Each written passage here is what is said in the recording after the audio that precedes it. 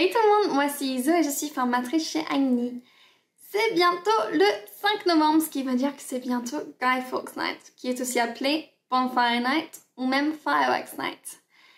Et c'est une fête pendant laquelle les Britanniques se rejoignent pour se souvenir de l'histoire de Guy Fawkes et du Gunpowder Plot.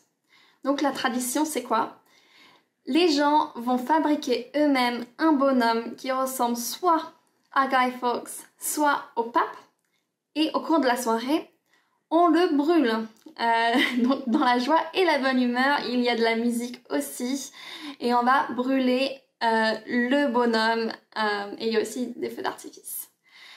Donc pour comprendre un peu mieux l'histoire un peu de cette fête étrange, je vous invite à regarder avec moi une émission de Horrible Histories. Donc c'est une émission britannique qui rend ludique l'apprentissage de l'histoire, surtout pour les enfants, mais aussi pour les grands.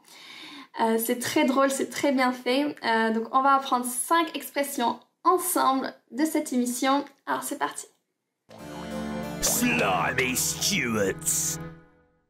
Remember the 5th of November. Well, that was when a Stuart bloke called Guy Fawkes tried to blow up the king about 400 years ago. Hello. Fireworks night can be very dangerous. I should know. I'm Roman Catholic revolutionary Guy Fawkes, and I'm here to give you a few important safety tips for November the 5th. La première expression qui est plutôt un verbe phrasal, c'est blow up. Donc, blow tout seul, ça veut dire souffler. Mais comme dans beaucoup de verbes phrasales, la particule up va changer le sens du verbe. Donc, blow up n'a rien à voir avec souffler. Ça veut dire faire sauter. Donc, provoquer une explosion intentionnelle ou non. D'ailleurs, c'est faire sauter, provoquer une explosion. Donc, par exemple, on pourrait dire The terrorists blew up the building. Les terroristes ont fait sauter l'immeuble. Attention quand même, blow up, comme beaucoup de verbes phrasales aussi, a plusieurs significations. Donc ici, ça veut dire faire sauter, mais il y a quand même d'autres définitions que l'on pourrait lui donner. Bonfire night safety tip number 1. Be very careful when transporting 36 barrels of highly explosive gunpowder into a cellar below the Houses of Parliament. Oh, no smoking. Safety tip number 2. Always make sure there are no fellow Catholics in Parliament. You wouldn't want to blow them up, would you? I think I'll write a letter to Lord Monteagle to warn him not to come to Parliament on the 5th. Oh, hang on. Could that jeopardise our plan? Nah, I think it'd be all right. Safety tip number 3. When you're going to light 36 barrels of gunpowder, do stand well back. Preferably 3 miles back, so you don't get caught red-handed. Gotcha! Deuxième expression, caught red-handed. Donc, caught, c'est attraper. Red-handed, c'est les mains rouges. Donc, si on traduit mot pour mot, ça veut dire que quelqu'un a été attrapé avec les mains rouges.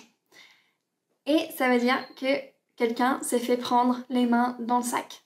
Donc, c'est quand quelqu'un a été surpris en train de commettre un crime ou de faire une bêtise. Donc par exemple, je pourrais dire I caught my daughter red-handed while she was drawing on the wall.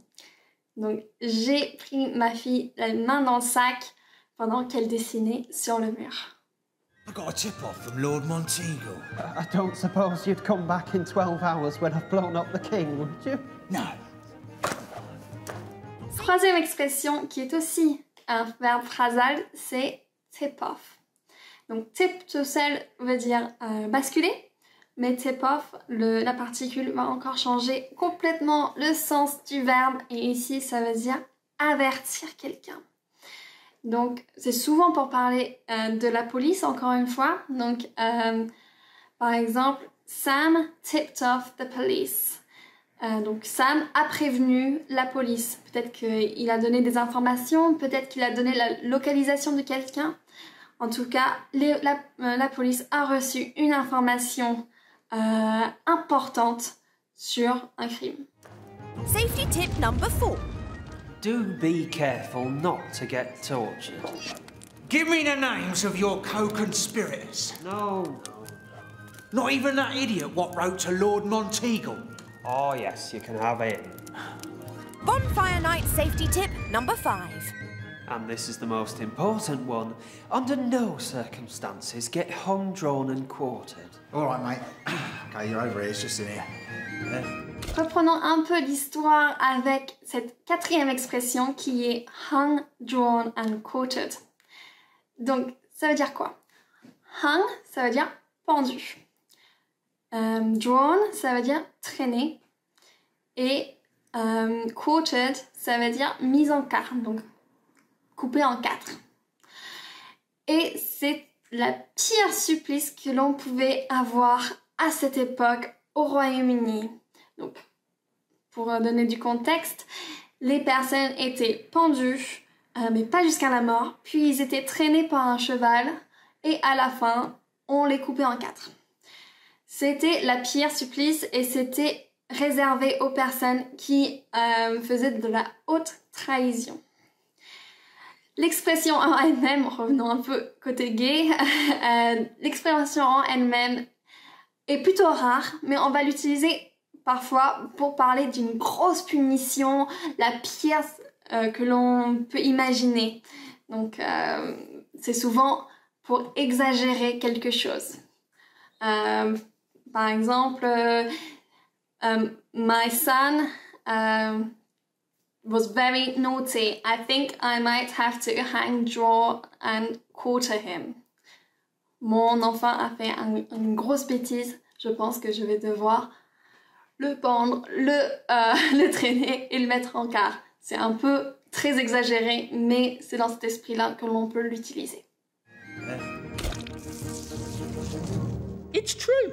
When Lord Monteagle got the letter from Guy Fawkes' mate warning him about the plot, he passed the information straight on to the King's men. He was rewarded with land and money. Presumably, he got a penny for the guy. Oh, go on, I was pleased with that one. 5e et dernière expression pour cette vidéo, c'est a penny for the guy. Et c'est une expression que l'on réserve à cette fête de Guy Fawkes.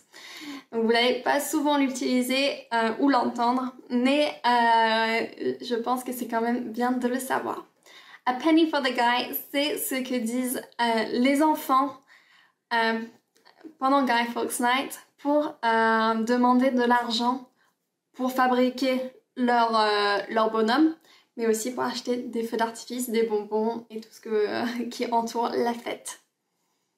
Merci à tous d'avoir regardé la vidéo. N'hésitez pas à me laisser un petit pouce bleu et de vous abonner à la chaîne pour plus de contenu sur les expressions communes de la langue anglaise. N'hésitez pas à me laisser en commentaire aussi ce que vous connaissez vous comme tradition un peu étrange, en anglais bien sûr. Voilà, vous avez aussi la possibilité de vous souscrire à la newsletter, donc je vous mets les informations dans la description. Pour ceux que ça intéresse, vous pouvez recevoir directement la vidéo dans votre boîte mail. Voilà, je pense que j'ai tout dit, alors à très bientôt, take care, bye bye.